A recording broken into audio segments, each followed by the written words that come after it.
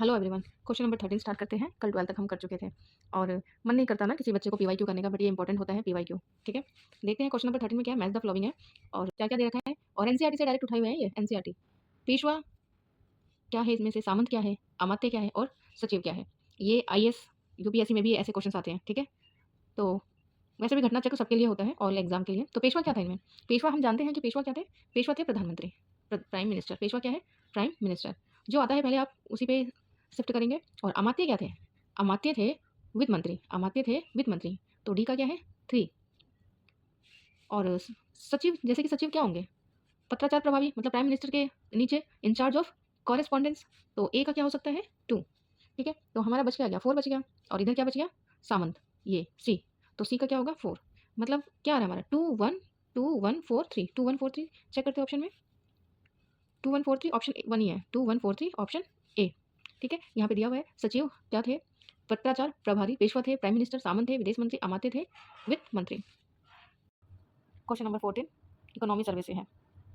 इसमें पूछा गया है कि इंडस्ट्रियल प्रोडक्शन इंडेक्स के हिसाब से 2023 में इनमें से किस में वृद्धि देखी गई है? जो सांख्यिकी कार्य मंत्रालय है उनके औद्योगिक उत्पादन सूचकांक के हिसाब से किस में वृद्धि देखी गई है? तो ये कैपिटल गुड्स और इंफ्रास्ट्रक्चर, इनमें वृद्धि देखी गई है।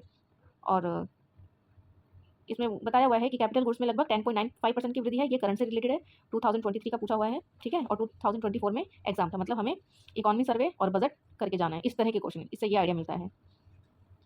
जैसे सर्विस सेक्टर हो गया, एग्रीकल्चर सेक्टर हो गया, इन सब का। Question number 15 heat transfer doesn't require a medium is called. Heat transfer को कोई भी मीडियम की जरूरत नहीं होती। इसमें से क्या है जिसे मीडियम की जरूरत नहीं होती हीट ट्रांसफर के लिए? तो वो रेडिएशन है। रेडिएशन है वो। विच of the flowing rock is form from cooling and solidification of lava. जो लावा के ठंडा और ठोस होने से कौन सी चट्टान बनती है इसमें से? तो इग्निशियस। कौन सी चट्टान बनती है? इग्निशियस। ठीक है, और अवसादी चट्टानें कैसे बनती है? अवसादी चट्टानों का निर्माण पदार्थों के संचयन, मतलब ऐसे इकट्ठे होते रहते हैं सामान और ऐसे ये परत दर परत दिखती है, तो ये अवसादी चट्टानें मतलब सेडिमेंट्री रॉक होती है। और इग्निशियस ही या फिर सेडिमेंट्री का जब रूप बदल जाता है तो ये मेटामॉर्फिक हो जाता है, जैसे कि स्लेट वगैरह हो गया। ठीक है, और चूना पत्थर हो गया, तो इन पे ही दबाव पड़ के, बहुत ही ज़्यादा प्रेशर पड़ के उच्च दाब पर या रासायनिक क्रिया से क्या है दूसरे फॉर्म में चेंज हो जाते हैं, जैसे संगमरमर हो गया। ठीक है, तो ये मेटामॉर्फिक मतलब उनका रूप चेंज हो गया। After elections to the 18th Lok Sabha who was the appointed as the union minister of textile in Modi government. तो 18 लोकसभा में यूनियन मिनिस्टर किसके? टेक्सटाइल के मिनिस्टर कौन है? तो गिरिराज सिंह बेगूसराय से है, क्योंकि इसलिए ये बीपीएससी में पूछा हुआ है, क्योंकि बिहार से है ये। ठीक है, बेगूसराय। गिरी, एक तरीका बताऊं कि गिरी का मतलब ही बेगू होता है। गिरी का मतलब ही बेगू होता है बिहार में, मतलब फेंकना होता है। बेगू का मतलब बिहार में। ठीक है, तो ऐसे भी आप ध्यान रख सकते हो, और वैसे तो हमें पता ही होना चाहिए। Which of the following human races inhabitants in China, Mongolia, Japan. जो नीचे दिए हुए प्रजाति है, ठीक है, इनमें से मानव प्रजाति जो चीन, मंगोलिया, जापान में निवास करते हैं वो कौन है? तो मंगलोइड। ऑप्शन सी मंगलोइड है। और बाकी के बारे में देख लेते हैं हम। मंगलोइड जो है वो पूर्वी एशिया में निवास करते हैं, जैसे चीन, मंगोलिया हो गया। और ऑस्ट्रेलॉइड, जैसे कि नाम से पता चल रहा है ऑस्ट्रेलिया से बिलोंग करते हैं। ठीक है, नार्डिक हो गया, नार्डिक कंट्री भी बोलते हैं, तो ये उत्तर यूरोप से है। ठीक है, नॉर्थ यूरोप से है। चचनामा, जो चचनामा है इसका ट्रांसलेटेड टू फारसियन बाय, किसने किया था फ्रांसीसी में अनुवाद? किसने किया था चचनामा का? तो किसने किया था चचनामा का फारसी में अनुवाद? मोहम्मद अली बिन अबू बकीर कूफी।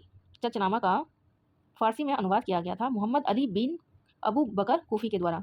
एक्सप्लेनेशन देख लेते हैं। जो चचनामा था वो मूल रूप से अरबी में लिखा गया था, जिसे बाद में 13वीं शताब्दी के दौरान मोहम्मद अली बिन अबू बकर कूफी इन्होंने फारसी में अनुवाद किया था।